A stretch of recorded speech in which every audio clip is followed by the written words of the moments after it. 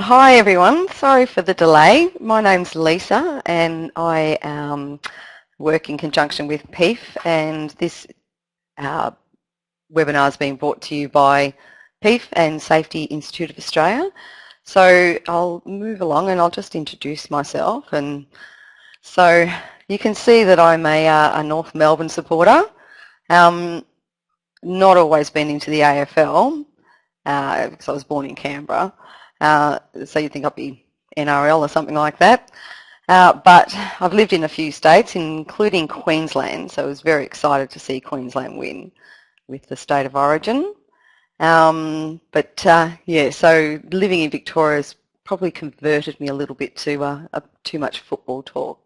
Apologise for the delay. We've just had a couple of technical issues getting on, but I just want to get into talking about promoting a return to work culture. And from my background, I've been involved in the personal injury industry for about 30 odd years. Currently a facilitator with PEEF and assessor and coach, as well as working full-time for WorkSafe Victoria as an advisor. So my main role is in contact with the public quite a fair bit, like on the phones pretty much all day giving advice, and that really revolves around a lot of questions from other workers about how to put in claims, employers that have had workplace injuries, don't know what to do, or simple as registering for a WorkSafe policy. Service providers, all sorts of people that ring up about OHS issues, so it's quite a variety of roles. But mainly my background has been based in personal injury as far as claims management, right through to being a technical and legal disputes officer. So I did quite a long stint as an advisor as far as legal aspects on claims, attending conciliation with disputes over decisions agents had made or insurers had made in relation to entitlements on a claim. Been an auditor as well, so a bit of the technical stuff. But my main passion, I suppose, is really around technical training. Did that at an agent for a while, and also learning and development. Got involved with developing the diploma of personal injury that was rolled out to all the agents in Victoria and putting competencies together, so a lot of training interests. One interesting role that I was involved in was doing a stint with the enforcement group as a investigator, investigating fraud within the comp scheme. So, and that doesn't just mean workers that have been getting paid and working on the side. Looks at service providers, employers, and other people in the industry. So quite a variety of roles over that period of time. A lot of involvement with return to work, involved with the return to work inspectorate that works for WorkSafe Victoria as well. So had interactions with clients and going out to employers and talking to them around what their obligations are for return to work, whether they're complying with the legislation. Our legislation here is very steeped in consulting and planning and monitoring and reviewing return to work, and obviously a lot of calls I get are from either workers that are complaining that their employers not providing them with suitable duties, or alternatively employers that don't know how to identify suitable duties, what they need to do, how long they need to provide those for. So it's quite an interesting role. Keeps me very busy.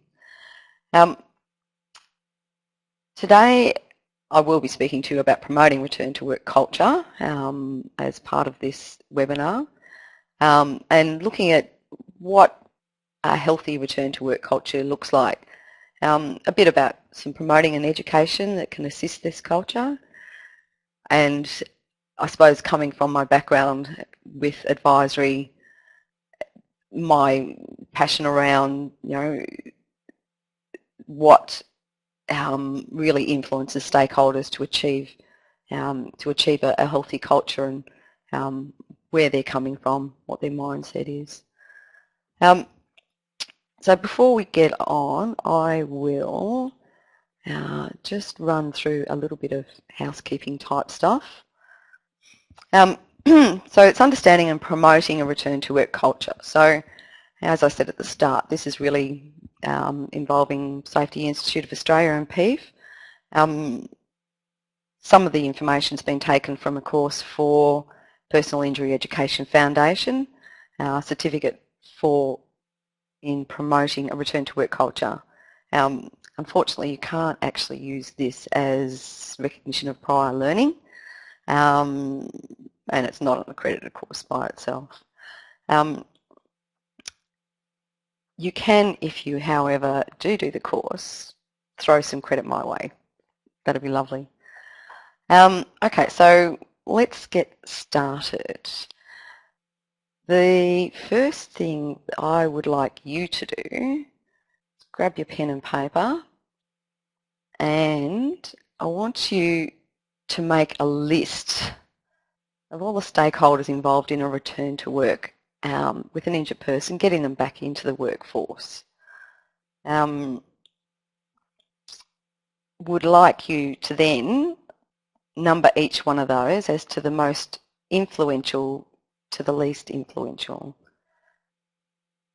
So we will come back later on in this session to have a look at what you've come up with, and I'll be taking some responses around who you think is the most influential. So I'll give you a couple of minutes. So I'm looking at probably maybe 8 to 10 stakeholders that are involved in the session or involved in the return to work. So if you're able to jot those down for me, and then we'll come back a bit later and have a look at them. Now, I don't really know, because I can't see you, how long it's going to take for you to do that, so I'll just give you a minute or so to write those down. And then after that, what I would like to do is show you a video. Now, I'm quite fortunate in that working for WorkSafe, I have access to quite a few of their media advertisements. So there's been quite a few quite successful advertisements over the last few years. So we will be showing you a DVD, but we've had a bit of a technical hitch. So we're just trying to get that organised so I can show it to you.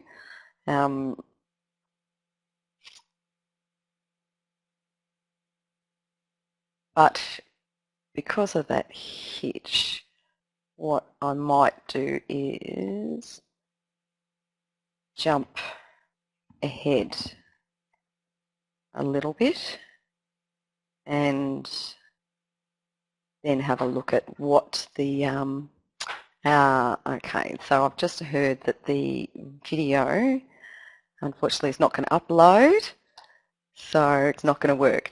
So I apologise for that.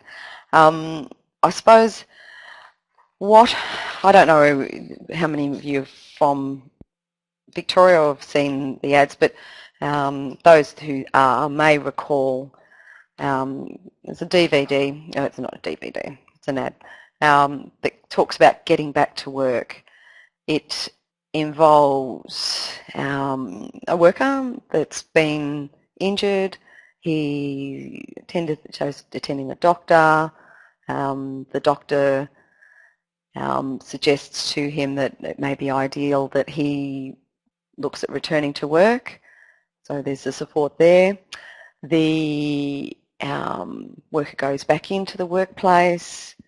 He's greeted by his boss, and his boss is very welcoming to say, hello, it's great to see you back again. He goes into the warehouse that he's working. His mates are around. They all give him a pat on the back, say, great to see you, and makes a few jokes. And there's one of the lady that's come back to work in a nursing environment. They give her some flowers and cake. So it's really, I suppose, a bit of a warm and fuzzy type DVD. But I suppose when I viewed it, it was really quite strong in that point that it's a positive environment. Everyone's welcoming them back, including the boss. They're engaged. They want to get back to work.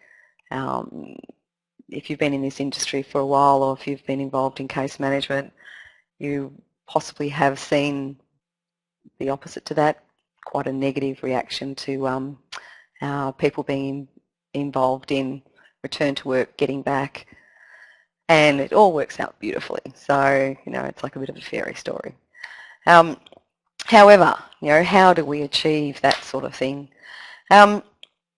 Okay, so unfortunately I was going to get some responses from you guys to say, what did you think of that? But you haven't seen it, so that's not going to happen.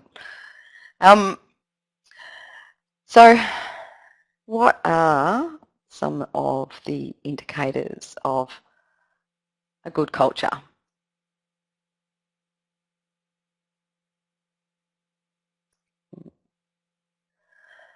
Okay, so we'll skip that one because I'm not going to watch it. That slide might tweak your memory. Okay, so what are the other indicators that there's a good culture? I think it's really around an employer putting in place more than their legal requirements. Obviously that's a big basis, a big motivator for employers to look after their workers and comply with their legislation, but it's really more around how does it feel in the workplace? Is it recognised that there's an overall support for their workers' needs? Those needs are really important, and inevitably there will be injuries in the workplace. And it doesn't necessarily have to be the fault of the work duties that they're doing. The perfect example, I suppose, I had a little workplace injury myself. So I was in the car park.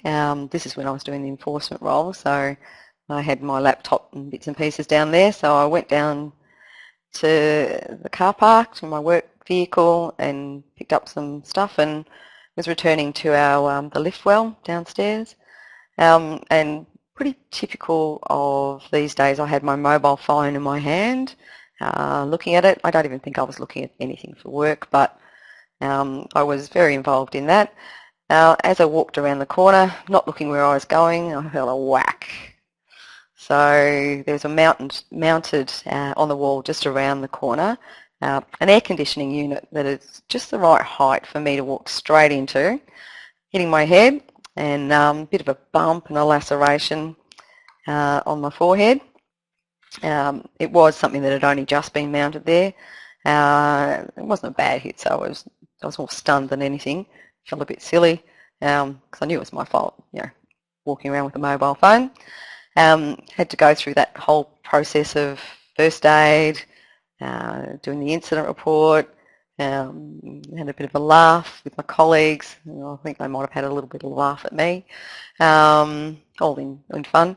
But proactive, the next day or two, I think it would have been, down in the lift where the unit was, there's a couple of bollards put up, so through the concrete cement, just in line with the unit itself. So now all we have to worry about is walking into the bollards. But yeah, no, so that's, that combination of incident, OHS, prevention. But obviously I'm working for an authority here, so you would expect that they would be right on the ball and get things safer straight away as soon as they've got their incident information in place. So it doesn't have to be necessarily an injury that's occurred through the types of duties. It's really that reactive, that it was a bit reactive really, wasn't it? But that instant, addressing the issues as they arise.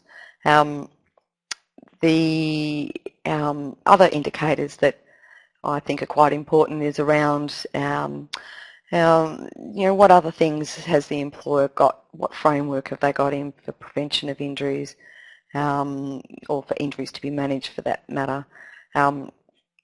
Some of the things I've got listed here, wellbeing programs, there's a gym program, rebates on your gym, looking after people with their eyes, with the computers.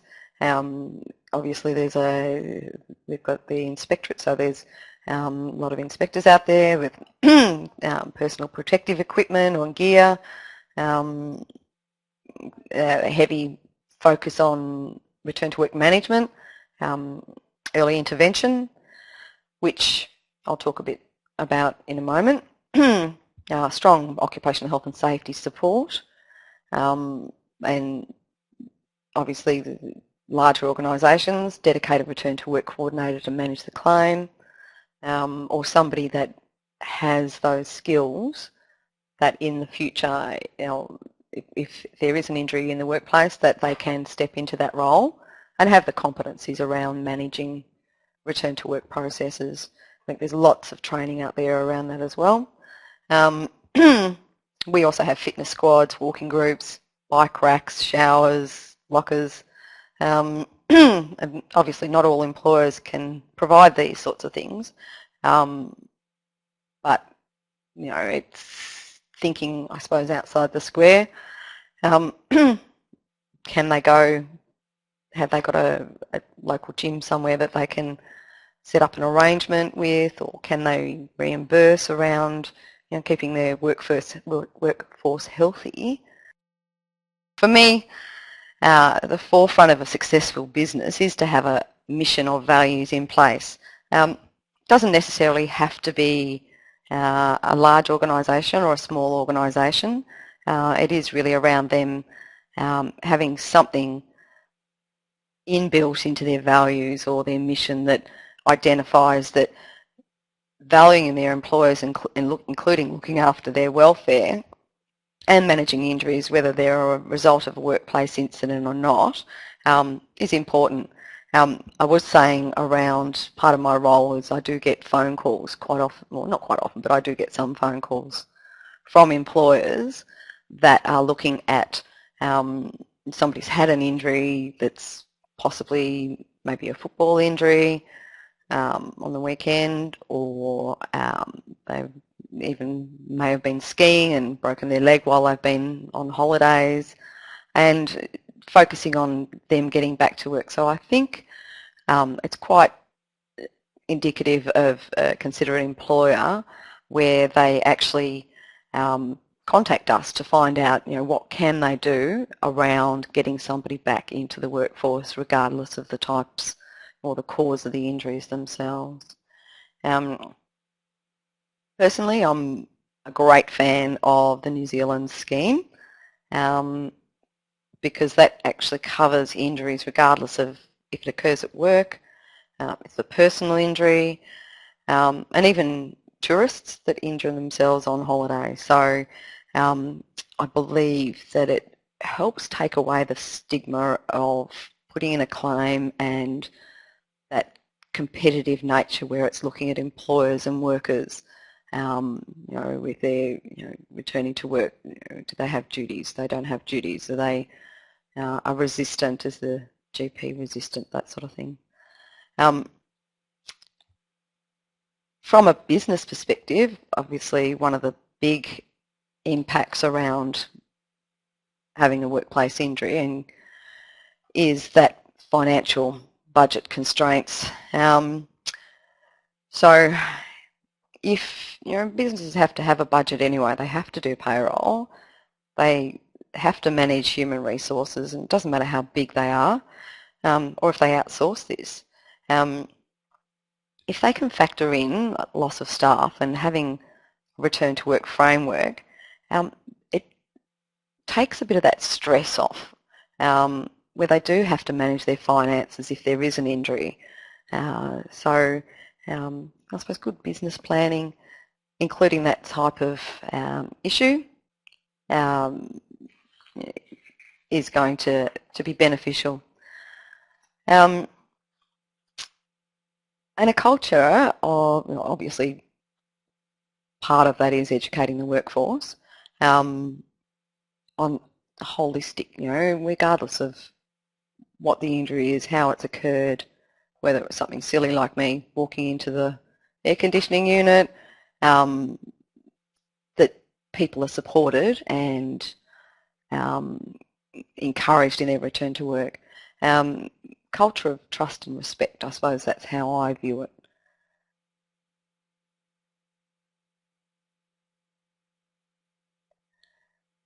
Part of that good old catchphrase, early intervention, I'm sure you've probably heard it.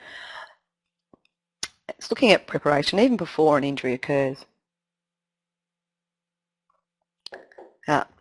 Some employers have in place, they've done assessments, whether that's through an occupational rehab provider, looking at the actual duties that they're performing, mechanics of the injury, those duties, multitudes of information available on websites around Safety Australia, on our website around what types of injuries take manual handling, what are the common types of injuries in that area, with those with performing manual handling, what are some of the ways that you can actually prevent those occurring. The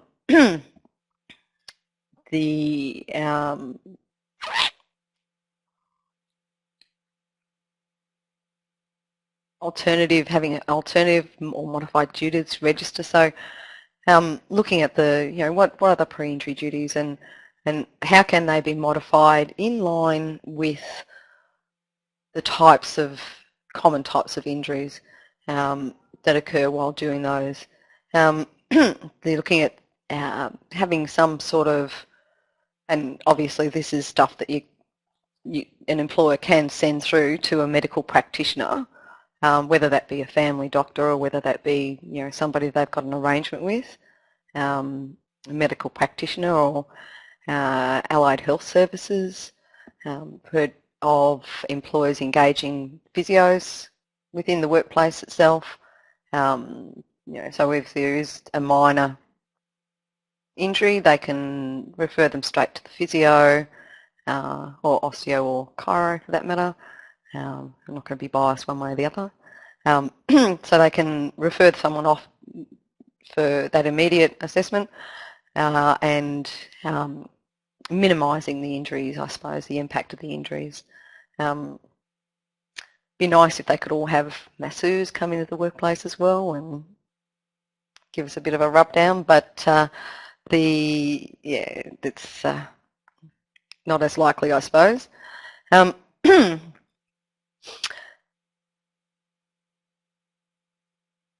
Obviously, once an injury's occurred, looking at post-injury intervention. Sometimes, it's not always welcome by somebody with an injury for the employer to attend doctors, but if we're looking at a culture that's supportive and is trust and respectful, that may be seen as consideration by the employer.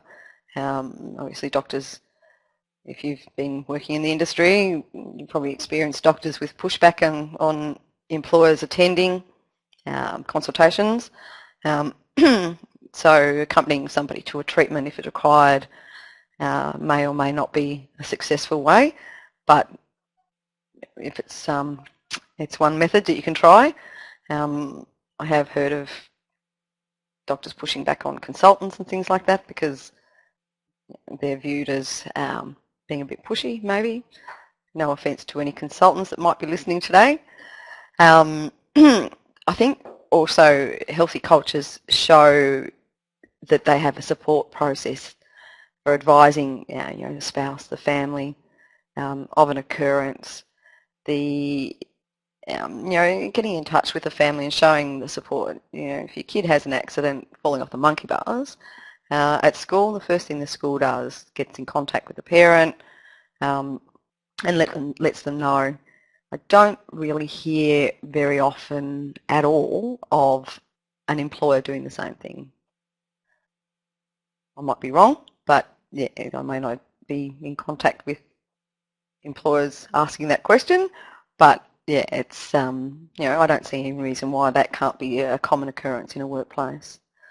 Some schemes, an employer can lodge the claim directly on the insurer, but from my experience, speaking from the Victorian scheme, majority of the calls that come through are really around how do I lodge a claim? What do I need to do? And employers too. This is the first time I've had an injury in my workplace. What do I do?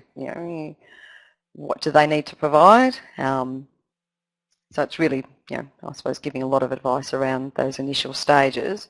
But just even to sit down and say, okay, well, we'll fill out the register of injuries, and now I'm going to help you go through that claims process, that lodging of the claim. And so many comments come through from workers where they just feel they've been dumped by the employer. There's no follow-up calls to monitor treatment and recovery.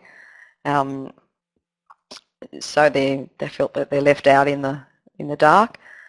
Obviously, this has pretty big impact on getting somebody back in the workplace.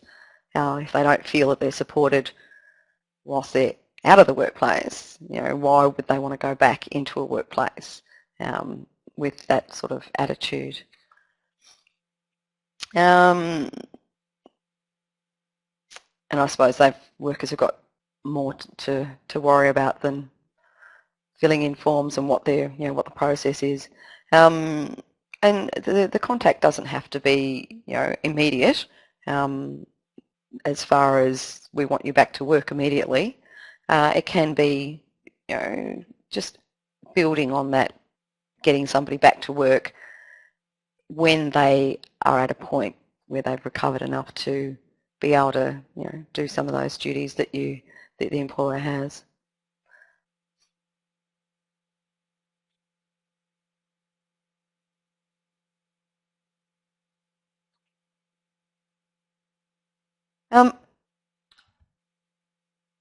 Obviously, there is a need to have an effective return to work policy in place. Listed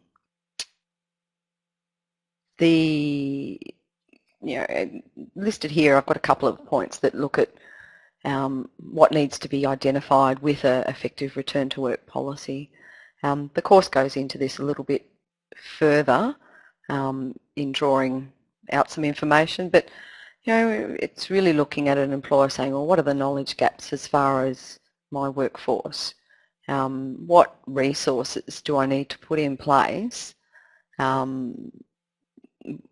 Whether that's a return to work coordinator, whether it's physical resources, and how am I going to ensure that I have the finances to cover loss of production or loss of staff.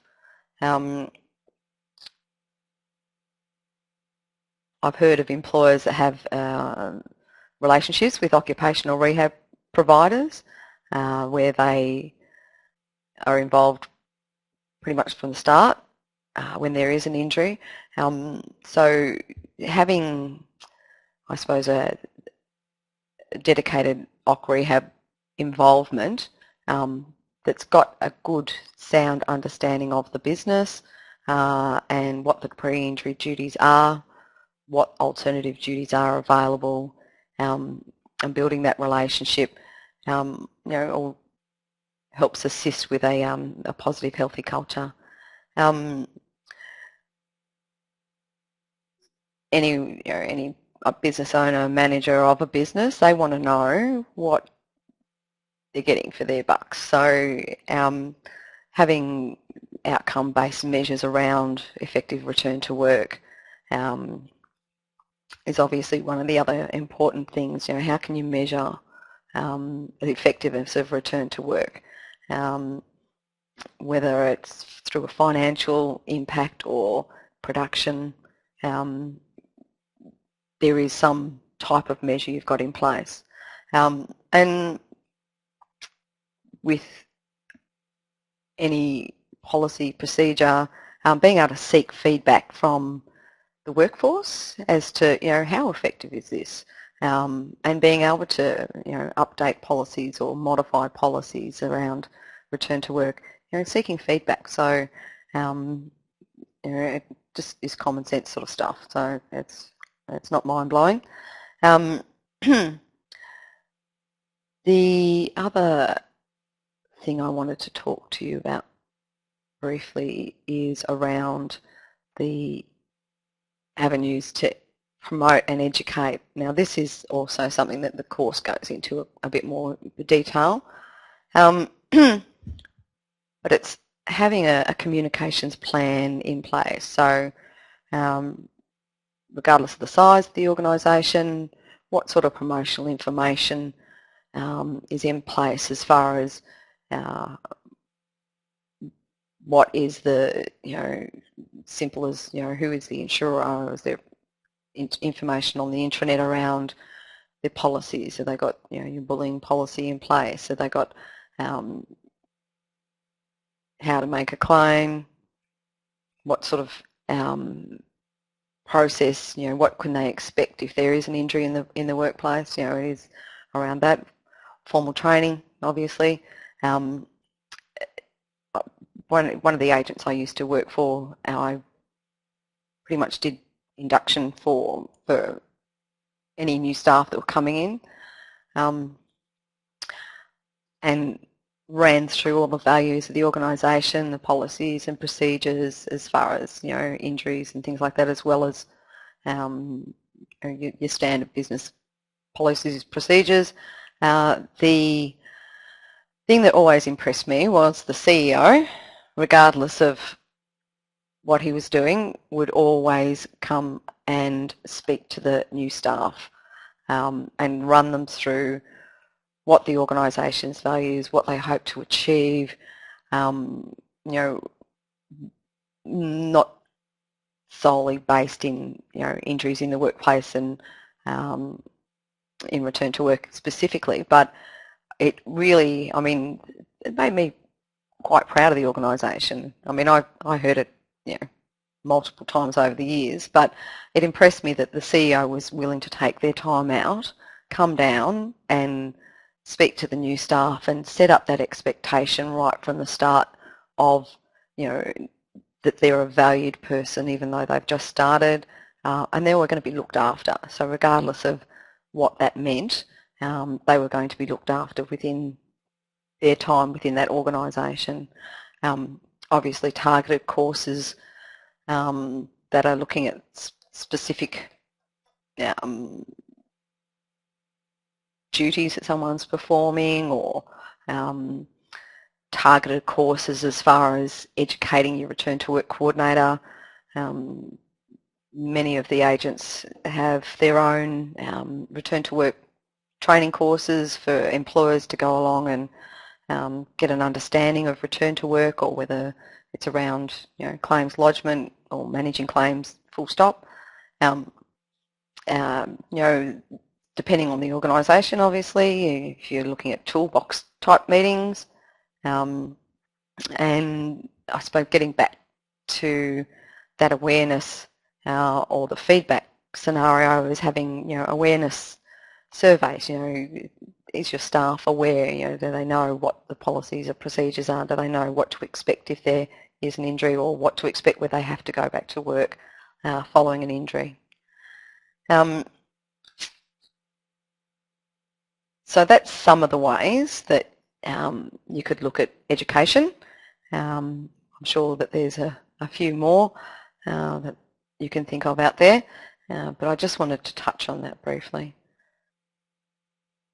Now, just want to get back to that list that we started at the beginning of the session and look at doing a bit of a poll. Now, the list here gives you the ability to choose, you know, who did you put as the most influential stakeholder and who is the least influential. So I'll give you just a couple of minutes to log in and jump in and put in your list what you thought was who had the most influence on return to work.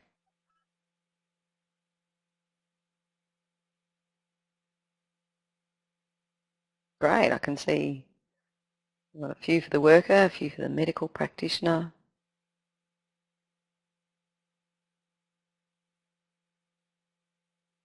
Return to work coordinators. Seems to be jumping around a little bit. Yeah.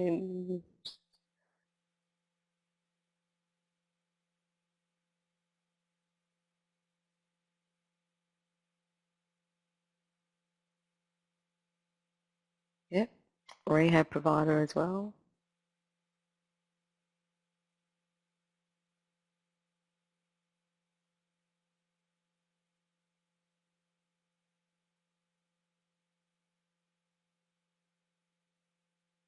Maybe some are not quite sure. They might have jumped in and jumped out again.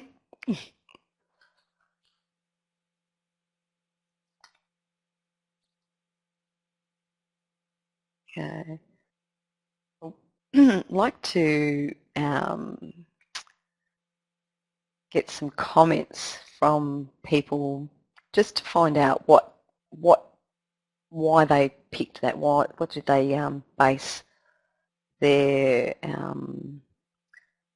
selection on? So I might, if everyone's finished, I might stop that poll now. Okay. Fabulous. All right. So if anyone would like to jump in and pop in a comment to me and say what inspired them, I suppose, to pick that particular person as, or that particular role or stakeholder as the most influential.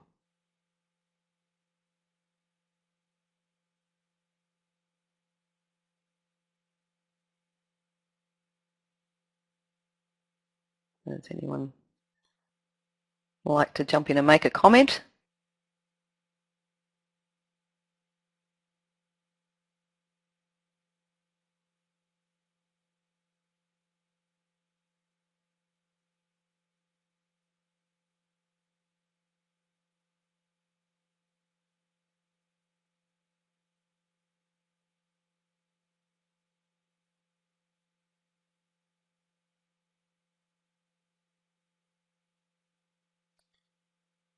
Okay. I think maybe somebody's commented, but it's not coming through to me at the moment.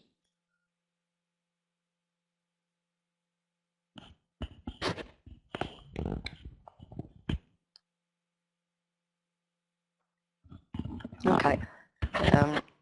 Can you hear me? Yep.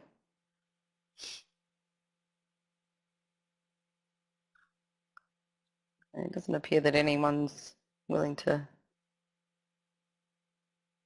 stick their neck out, I suppose, and make a comment. That's okay. What we can do is... Lisa, we do have some comments on the first tab in the comment section.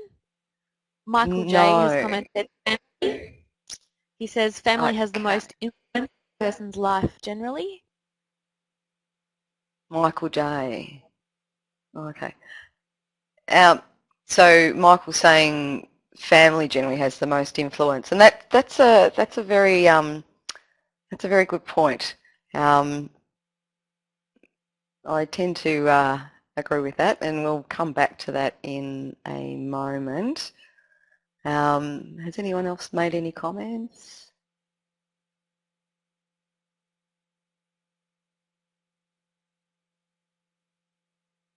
Thanks, Michael J. All right, well, we might move along a little bit now.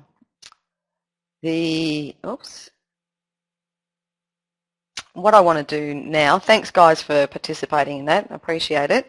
What I'd like to do now is just show you a little ad that came through, it was done in 2012, 2013, it's a WorkSafe one as well. Are we able to put the video up and let the guys see? Thank you. You right? Yeah, all good. Phil, look after yourself, mate.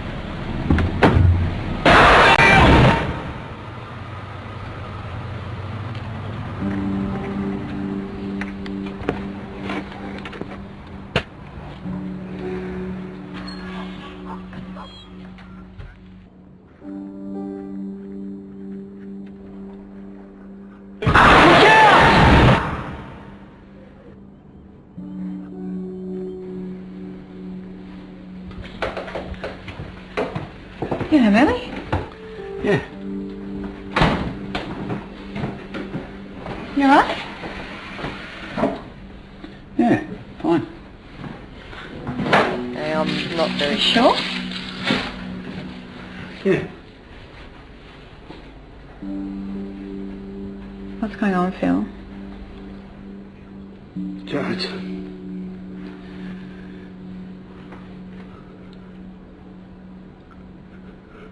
I was almost killed today. What?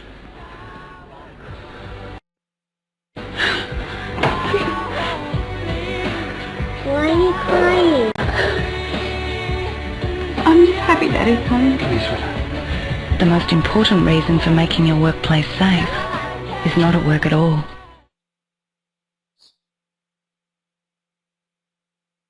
Okay, I take it that's played. So big impact, our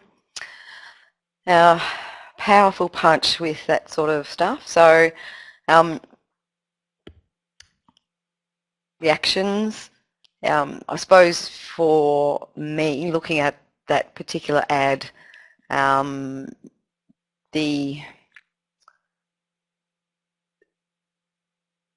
don't know if the intent was to make it scary. It certainly, gets your heart pumping.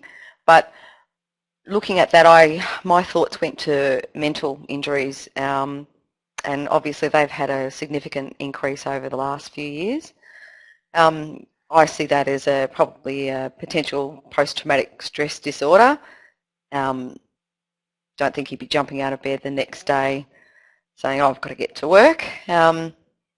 What impact's going to have on his successful return to work? The wife, influence, and this goes back to Michael's comment as well, which I appreciate. She's going to have an influence. So as far as, I'm not quite sure where exactly I was at, but explain this looks to me a typical example of post-traumatic stress disorder, how he would feel about jumping out of bed the next day, impacting on his ability to return to work. Obviously the input for the wife, her reactions, how supportive is she going to be about him getting back to work. I think what I was saying is the key message is around what the employer and scheme do in relation to managing this, and if they've got a supportive and positive culture. I liked the fact that the employer voiced his concerns when he was dropping him off, and looking at, but what could the employer also have done following this incident? The wife was unaware. She was out in the backyard, so she had no knowledge that this had occurred. Could they have in place some sort of process where they're contacting, as I've mentioned previously, they contact the family members, or could they have had an immediate counselling service debrief arranged, just to, I suppose try and lessen the impact of that mental injury, the potential post-traumatic stress disorder. Okay, so we'll just pop into the next one.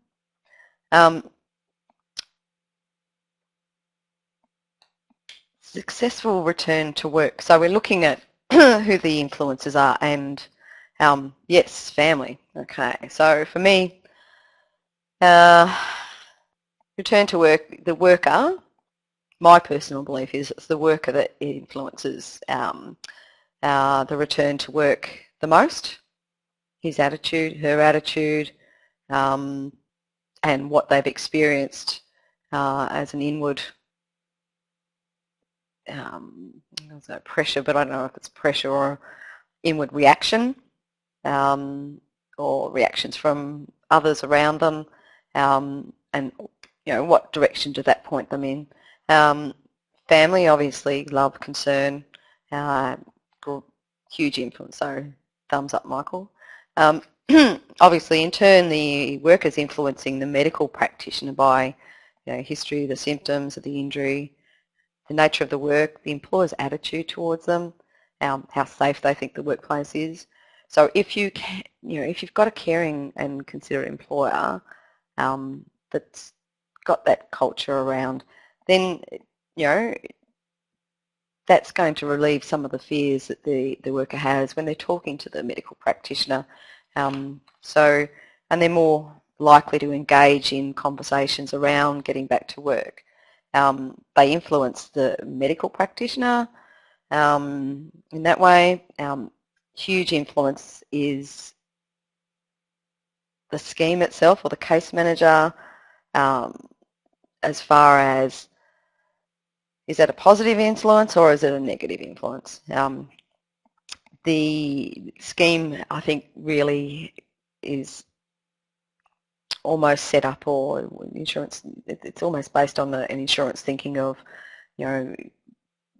reducing costs, not spending as much. I'd rather see it be an industry where this is the legislated entitlements, let's give them to the worker, not base it on restricting it and trying to meet KPIs or save money, though I don't know that that's ever going to happen, but well, it's possibly wrong, because that's where I see the New Zealand scheme as having the advantage. Works on a basis of trust, ensuring that parties are provided with their entitlements, removes the stigma around comp and that adversarial situation between workers and employers, because it's all covered. Feel sorry for the medical practitioners, and I can understand their reluctance to engage in the whole return to work process, because it's, we're questioning their professional judgment, especially in denying treatment or delays in a service approval. There's that basic customer service sort of stuff, which I'm very much involved with in the advisory area. Getting multiple requests for reports, delays in payments, not paying them what they see as fair for the time they lose in producing reports. So you've got this whole clash between the stakeholders, case conferencing, occupational. I had a call earlier today that was talking about occupational rehabilitation firms getting in contact with physios and these multiple requests for case conferences. It's taking time out of these providers being able to treat and address the core purpose, their core purpose. How do you turn this around? I think every scheme would love to work it out.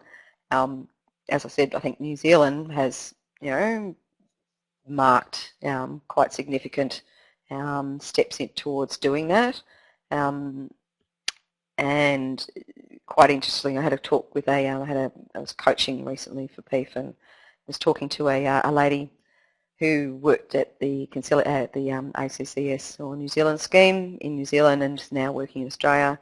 And she remarked just the comparative difference of attitude between the Australian schemes and the New Zealand one, and you know, distrustful level of customer service. You know, culturally looking at limiting benefits rather than providing these.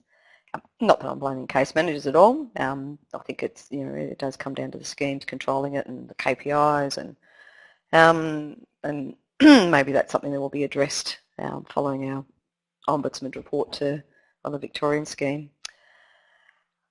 So I suppose that really takes me to the end, and I'm sorry for going over, but I suppose my final message is I hope that you've been able to take some of the points I've raised in this webinar and looked at it from your perspective, your role.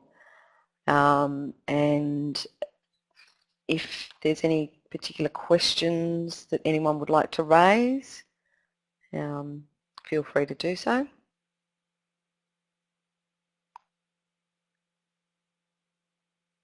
Just while I'm waiting for that, I might just pop up the next slide. As I said at the start of this webinar, it's promoting a return to work culture. It's run by PEEF, certificate for personal injury management, claims management stream. More in-depth study of the topic than what we've done today. And it's part of their personal injury dispute and prevention and resolution stream. You can contact PEEF or have a look at their website. It's pief.com.au,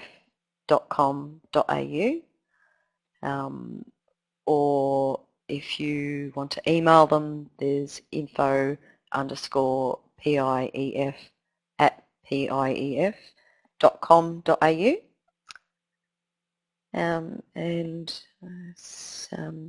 Yeah, I facilitate some of the modules as well, so you may be lucky enough to have me looking after you and